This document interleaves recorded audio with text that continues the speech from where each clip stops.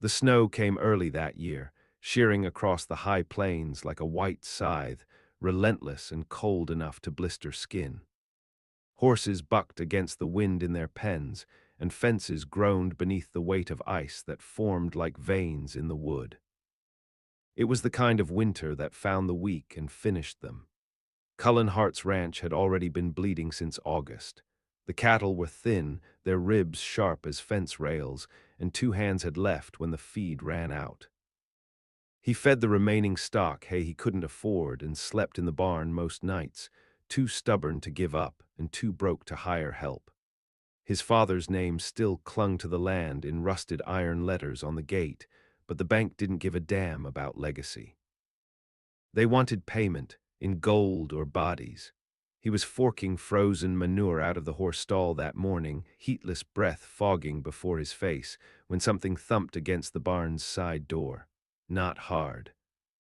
More like a knock too weak to matter.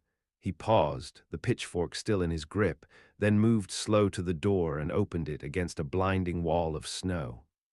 She stood there barefoot, her skin gone pale blue and lips cracked to bleeding. Her hair, soaked and twisted, clung to her face like seaweed dragged from a river. The hem of her dress was torn and crusted in ice. There was no coat, no gloves, no sign of sense or direction in her eyes. He didn't ask her name. Didn't speak at all. Just stepped back and let her fall forward into the straw and dark warmth of the barn, where she curled like a wounded animal and passed out cold.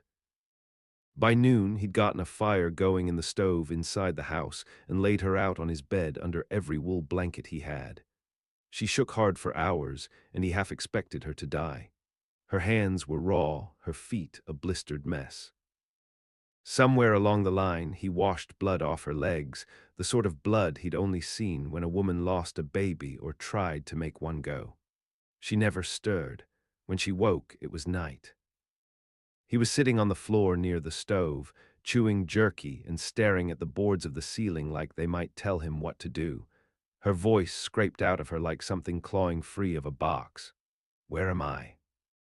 "Wyoming," he said. "Closest thing to it, anyway." She blinked. "You the owner?" "I'm the one left," he said.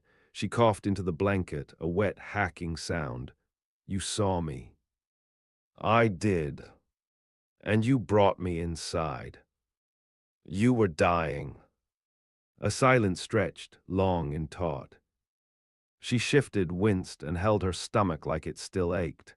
"I can work," she said. "You don't need to." "I do," her tone turned sharp. "I earn my way, always." He didn't argue. He just watched her a while, noting the way her hands flexed, how her eyes kept drifting to the shadows by the window. She was afraid of something still out there, and maybe it wasn't the storm. That night he gave her a knife and told her to sleep with it close. She didn't ask why. She just nodded and tucked it under the pillow. In the morning, the snow began to let up, though the wind hadn't. He found her standing near the stove, wrapped in a wool shirt of his that hung to her knees. Her face had color again, and her voice was steady. "You married?" she asked. He shook his head. "You got anyone coming to take care of you?" "No." She studied him a long time. "Then marry me." Cullen blinked, then squinted like he might have misheard. "What?" "You need help, I need protection. We marry now, it solves both." "That's not how it's done." She raised an eyebrow. "You want to wait till spring and court me with flowers. You don't have time, rancher, neither do I." Cullen stared at her. She wasn't beautiful in the usual way. Her face was narrow, her cheekbones scarred, but her eyes, they burned like cold fire, steady and fierce like she'd been forged in something harder than iron. "What's your name?" he asked. She hesitated. "Willa."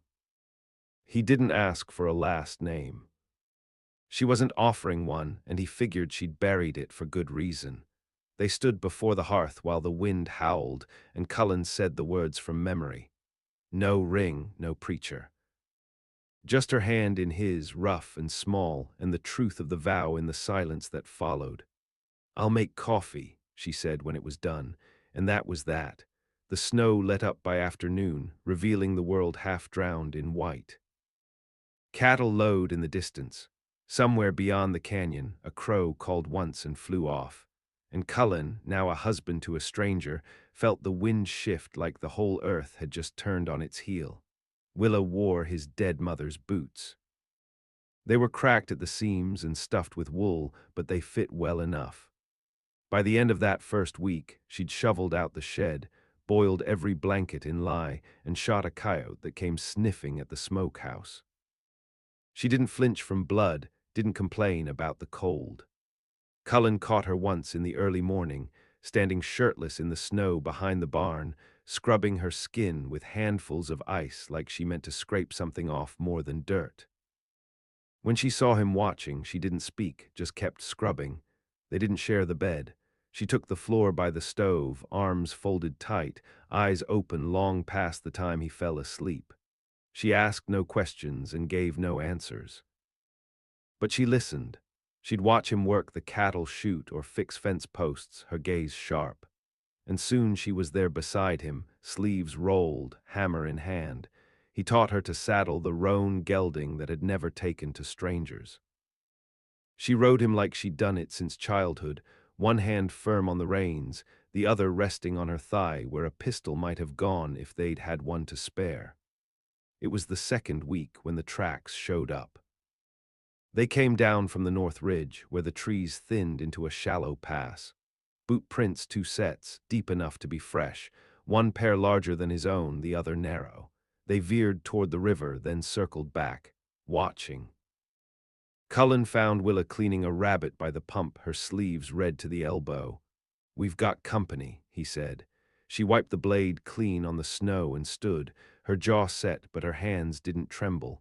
"Did they come to the house?" "No, not yet." She glanced at the horizon. "They will. You know them." Her silence was an answer. Cullen dragged an extra load of firewood inside that night and pulled his old shotgun from the cellar, though it hadn't been fired since his father's funeral. He laid it by the door. Willa didn't ask questions. She sat by the window after dark, shoulders stiff, watching the woods like they'd done her a wrong that needed correcting. 3 nights later, the barn door swung wide just past midnight. Cullen was out of bed before the wind even caught it, shotgun in hand. He moved slow, quiet, down the stairs, stepping around the floorboards that creaked. Willa was already at the back door, coat on, knife in her boot. She didn't look at him, just nodded once and opened it. They found the roan horse bleeding from the neck, its eyes wide with terror. The other horses were spooked but untouched. The cut had been deliberate, deep, surgical.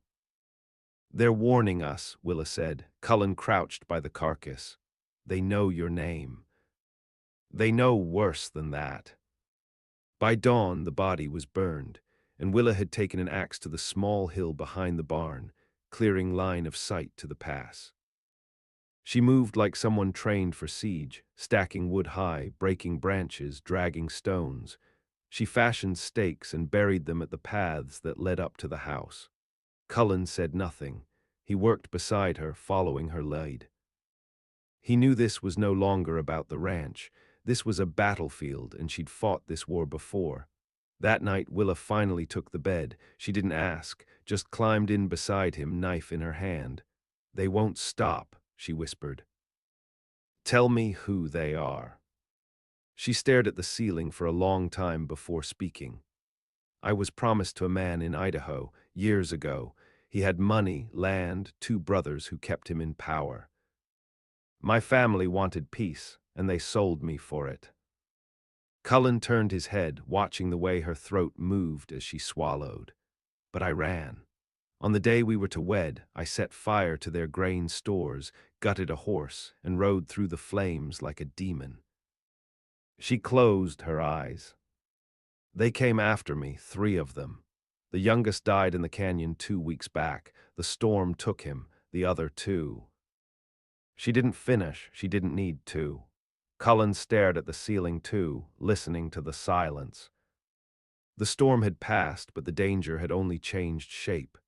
They were married by necessity, but something in the silence between them began to harden to root. Not love, not yet, but something older. The knowledge that both had nothing else left in the world, and each had chosen to stand beside the other. Outside, the trees were black against the snow, and far off in the dark, a wolf howled once and went quiet. By mid-December, the ground was stone, the wind a whip. The snow no longer fell, it scoured. Yet Willa worked the land like it owed her something. She'd patched the barn roof, stitched new reins from salvaged hide, and begun training a feral colt that no one had been able to ride, not even Cullen's father in his prime. She fed it by hand, broke it with whispers, not force. Some mornings, Cullen found her asleep in the stall with it, cheek against its flank, pistol under her coat. They spoke little, but they learned each other's silences. Cullen came to know the tight way her mouth set when she was thinking of the men still out there. Willa learned the look in his eyes when he watched the sky too long, worried not about snow but time, how little of it they had before spring, and the debts that would return with the thaw. One evening, while digging out the shed doors, Cullen uncovered a trap buried in ice, not one of his. It was newer, iron teeth slick with something dark, blood not yet frozen. "They're close," he said, tossing it aside. Willa touched the blood with 2 fingers, then tasted it, slow and deliberate. "Too fresh for game," she said. They armed themselves more thoroughly. Cullen's old Winchester was cleaned and loaded, every shell accounted for. Willa carried a small derringer she'd hidden in the lining of her coat, 2 bullets only, both etched with something in a language Cullen didn't recognize. "They won't take me alive," she said. He didn't argue. He just nodded and tightened the strap on his holster. Then came the man with the dog. He appeared mid-morning, out by the frozen creek, leading a greyhound with a mouth full of metal. He wore a brown duster and a hat pulled low, and when he saw Willa and Cullen at the ridge, he lifted a gloved hand in greeting like they were neighbors meeting by chance. They didn't wave back. He didn't call out. Just stood there long enough to be seen, then turned and vanished behind the tree line. The dog stared at them until he was gone, then followed, silent as smoke. That night they boarded the windows. Willa poured lamp oil across the threshold and kept the matches close. Cullen set traps near the livestock pens and loaded the shotgun with buck. "You ever kill a man?" she asked. He thought a long time. "Shot one once." "Don't know if he died." She didn't nod or speak, just looked at him like she was measuring the weight of that memory and whether it would be enough. The attack came 4 days later. They set fire to the far shed first. Smoke curled over the ridge in the pre-dawn stillness.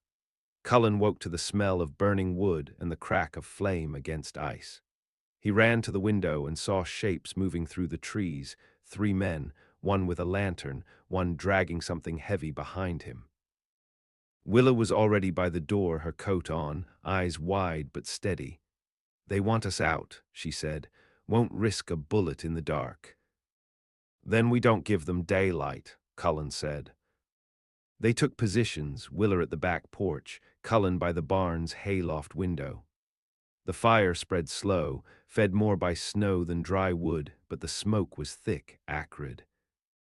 It forced them to breathe through cloth, coughing into the sleeves of their coats. One of the men stepped into the clearing, rifle loose at his hip. Not young, not old. His face was angular, eyes sunken. The kind of man you'd expect to see staring down from a wanted poster. "Willa," he called, voice hoarse but smooth. "Girl, we've come to bring you home." She didn't answer. "We don't blame you for running. That was just the storm talking. You come now, it'll be like it never happened." Cullen watched her from above. She didn't move, didn't even blink. The man waited, then sighed. "All right," he said. "Have it your way." A shot rang out, clean, sharp. It missed Cullen's head by less than a foot, tore through the rafters. He ducked, returned fire. The buckshot hit tree bark, maybe flesh, maybe not. Then came the dog. It burst from the underbrush with a sound like tearing canvas, metal jaw snapping. Willa shot it mid-leap, the derringer's report barely louder than the dog's yelp. The second bullet hit its spine. It fell, twitched once, died. Then she ran, into the trees, low and fast. Cullen shouted, but she was gone. Gunfire erupted. Men yelling, a scream, then silence. He waited 5 full minutes, heart pounding, before venturing out. He found one of them dying in the snow, guts half spilled from a gut wound. The man tried to raise a pistol. Cullen shot him through the head. Willa emerged 10 minutes later, dragging another body by the arm. Her coat was soaked, her cheek split open. "That's 2," she said. "The third ran east." "You hurt. No worse than before." They buried the bodies deep and poured salt over the graves. Willa burned the dog's corpse herself. "They'll send more," she said. "We'll be ready." She didn't speak, just leaned against the barn wall, blood freezing in her hair, eyes dark and far away. Cullen moved beside her, not touching, not asking, just standing close enough that she felt him there. The wind picked up again, cold and bitter, but the silence between them was no longer a void. It was a pact. Winter didn't ease. It deepened, turned cruel. The ice thickened on the troughs, and snow drifted shoulder-high against the north side of the barn. The world shrank to a single rhythm: wake, work, watch, wait.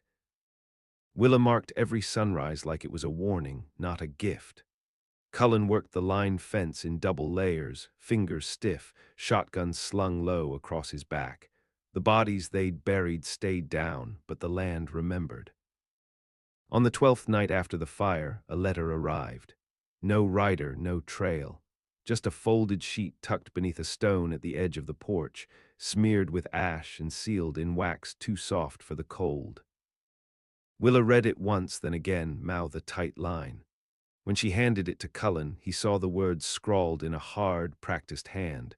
"You took what was never yours. She was ours before she could walk. One brother dead, another maimed. You'll give her back, or we'll take more than cattle and fences." It wasn't signed, but the smell of tobacco clung to it, and something older, like scorched bone. "We need to leave," Cullen said. Willa shook her head. "This is where they'll come." "That's how I want it." He stared at her. She stood in the center of the cabin, one hand on the window frame, watching the tree line like she could summon them faster. "Why here?" he asked. "Because if I keep running, they win. They're used to people folding. I want them to bleed for every step." She turned then, finally meeting his eyes. "You don't have to stay. I didn't marry you to leave." She didn't smile, but she looked at him a long time, like she saw something she hadn't dared to name before. Then she turned back to the window and said nothing more. They spent the next days preparing for siege. Cullen tore up the floorboards near the hearth and built a hidden crawl beneath the cabin. Willa wired bells to the fence posts and strung broken glass across the tree line. Every night they rehearsed fallback positions: barn, cellar, creek. Every night she checked the pistol at her waist, even if it hadn't moved an inch. Then, as January came, something changed. They began to speak, not long conversations, not soft, but real. Willa told him how her father drank himself blind and offered her hand to a man with silver teeth and oil-rich land. How the man's brothers watched her like meat, how they measured her hips like cattle stock. How she ran the night after he put his hand around her throat and said, "You'll learn." Cullen told her of his mother dying during a snowbirth, the child still inside her. Of his father drinking to forget it, then forgetting the fence line and dying under a steer that shouldn't have been in the wrong field. Of how Cullen buried them both alone, no preacher, no song. "I've done more burying than living," he said. Willa nodded. "Then let's stop the count here." One night she came to him in silence and lay down in the bed without a knife. She touched his chest like it was ground newly thawed, unsure if life still ran beneath it, and he let her. No promises were spoken, no names beyond their own, but something was built in that quiet, a bond not born of fire or fear, but of shared rot, shared blood. The third man returned in the dark of the moon. They heard him before they saw him, a breath too heavy, a twig snapped deliberate. Cullen was on the porch before the man reached the steps. Willa was behind him, rifle leveled. The man stopped just past the first bell line. His hands were raised, coat flapping in the wind, no hat. His hair was slicked back, eyes sharp and sunken. "You kill my kin," he said. "They came to kill her," Cullen replied. "She was promised. Not to you." Willa stepped forward then, rifle trained on his chest. "I was sold, and I burned that debt to ash." The man grinned. "They'll come," he said. "Not me, not now, but soon. And they'll come hard." Then he turned, slow and confident, and walked back into the trees. Cullen could have shot him, wanted to, but Willa did lower the rifle, and something in her stance said let him go, let him bring the rest.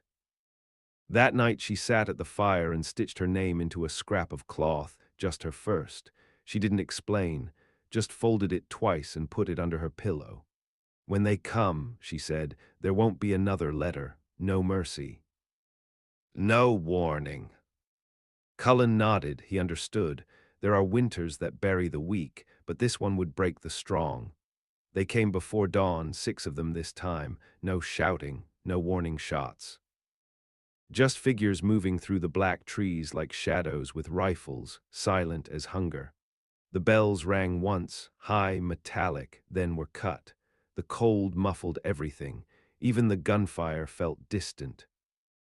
Cullen was in the crawlspace, rifle braced through a slit he'd carved weeks before. Willa was in the barn's loft, her silhouette low against the hay, pistol steady, shotgun slung across her back. The men moved fast, too fast for amateurs. 2 flanked east toward the smokehouse. 1 circled behind the creek. The rest fanned out across the ridge, staying just out of clean shot. Willa picked the one by the feed bin, waited for the wind to lift the corner of his coat. Then fired once. He dropped without sound, folding like wet rope. Cullen saw another near the pump, took him through the thigh first. When the man crawled, cursing low, Cullen finished it with a second shot. The blood soaked through snow like spilled ink, but the others didn't scatter, they kept coming. The sky turned gray as steel. A horse screamed, one of theirs, shot or loosed, they couldn't tell. Smoke began to rise from the chicken coop. It burned fast, dry wood igniting like paper. Then Willa moved. She dropped from the loft and landed in snow up to her knees. She was gone before Cullen could call her name, disappearing between the outbuildings, low and quick, knife drawn. She took one by surprise near the well. He turned just in time to catch the blade through his throat. His body dropped backward, rifle spinning out of reach, but another came behind her. Cullen saw it unfold, fired from the crawlspace, missed. The bullet skimmed bark, whined past. The man lunged for her, catching her coat, dragging her down. They struggled in the snow, violent and sudden. Willa fought like a cornered wolf, biting, kneeing, driving her thumb into his eye. But he was big, fast, got a hand around her neck. Cullen was out of the crawl in seconds, running, rifle abandoned. He reached them as the man drew a knife. Willa, half-choked, eyes wild, saw Cullen approach. "Move," he said. She dropped. Cullen swung the butt of the shotgun into the man's jaw. Bone cracked. The man staggered, dropped the blade. Cullen fired from the hip twice. Chest, then gut. The man dropped without ceremony. Blood sprayed hot against snow. Willa gasped, pulled herself upright. "You're bleeding," Cullen said. She looked down. Her shoulder was torn, not deep but messy. "Not bad," she said. "One left." They found him behind the barn, young, shaking, rifle dropped in the snow. He raised his hands. "I was hired, didn't know who, didn't ask." Willa stepped forward. "You followed orders." He nodded fast. "Don't," Cullen said quietly, but Willa didn't stop. She stared at the boy. He couldn't have been more than 19, and her face didn't change. "You came for me," she said. "You'd have dragged me back." "I wouldn't have." She shot him through the leg. He dropped, screaming. She knelt beside him, pulled his face close. "Tell your buyer," she whispered. "The girl he bought died in that canyon. What came out's got teeth." Then she stood and turned away. Cullen didn't speak. He just watched the boy crawl, blood trailing like a ribbon behind him. The fire at the coop died on its own. By midday, they'd buried the rest. No markers, no prayers. Cullen cleaned Willa's wound with whiskey and bound it tight. "You'll scar," he said. "I always do." That night they burned the last of the old hay, cleared the blood from the yard. Snow fell again, light, almost soft. The air had changed, not warm, but less cruel. They didn't speak of the bodies. They didn't speak of what came next, but in the silence a new shape took hold. Not peace, not yet, but the first inch of it. The boy would carry her name to whoever still waited in the dark, and Willa would be ready. Spring came slow, like a wounded thing crawling home. The thaw began at the creek, where ice split and ran in ribbons beneath the banks. Trees woke one by one, casting shadows longer than before. Snowmelt turned the trail to mud, and bones buried deep began to rise. Cullen rebuilt the coop. He didn't speak much while he worked. He moved with purpose, same as always, but something about him had settled, like a man who decided to live, even if the world didn't yet agree. He planted early this year, carrots and beans, maybe a patch of corn if the frost stayed gone. He cleared the east field, too, said he might fence it in come May. Willa walked again by then. The shoulder wound had closed, red and raised, and she moved with the weight of it. Not pain, just memory. The letter never came. Neither did more men. Instead, a man rode in one morning from the south, hat in hand, boots polished like a banker. He didn't cross the fence line, just waited at the edge, respectful. "I'm here for a name," he said when Cullen met him. "The family back in Boise, they've stopped sending men. Some say she's dead. Some say she turned wild. Either way, they need the story finished." Cullen didn't answer right away. He looked back toward the house, where Willa stood just inside the porch's shadow, shotgun at rest. "She ain't property," he said. "I didn't say she was. You came to write a name on a stone." The man nodded. "Then write your own," Cullen said, and walked back toward the barn. The writer didn't return. That night, Willa burned the last of the letters. Not just the one from the snow, but others, scraps Cullen hadn't known she'd kept. Names, threats, a wedding contract, scorched at the edges. She burned them all behind the barn, watching the ash drift like smoke signals into the dark. Then she came back inside and cut her hair. No word about it, no gesture. But Cullen saw the woman she'd been before, the girl who'd run in the snow, go with it. That summer, she broke the colt. Rode him past the ridge and down to the canyon alone. When she returned, her hands were blistered and face flushed with heat, but her eyes were calm. "You go to the canyon?" Cullen asked. "I left something there," she said. "Don't need it anymore." She didn't say what. They planted that fall together, worked in quiet, sharing tools, sharing breath. The bank sent another letter, but this one came with respect. Men don't write threats to people who bury 6 bodies in a winter. By winter's return, they'd built a new room on the cabin, smaller, facing east. Willa filled it with dried herbs and tools she'd carved by hand. Cullen dug a deeper well. Neither of them spoke of love, but they spoke of next year, of winter stores and calves to come, of what crops might grow stronger now that the soil had tasted blood. Once, in the cold before dawn, Cullen woke to find Willa sitting by the stove, the firelight soft on her scar. She held her knife not for fear but familiarity and stared into the embers like they told her secrets.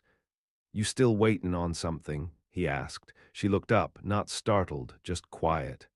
"No," she said. "Just remembering." Then she stood, crossed the room, and lay beside him. The wind outside groaned through the pines, old and restless, but inside the fire held, and Willa slept without her knife. And Cullen, for the first time in years, didn't dream of dying.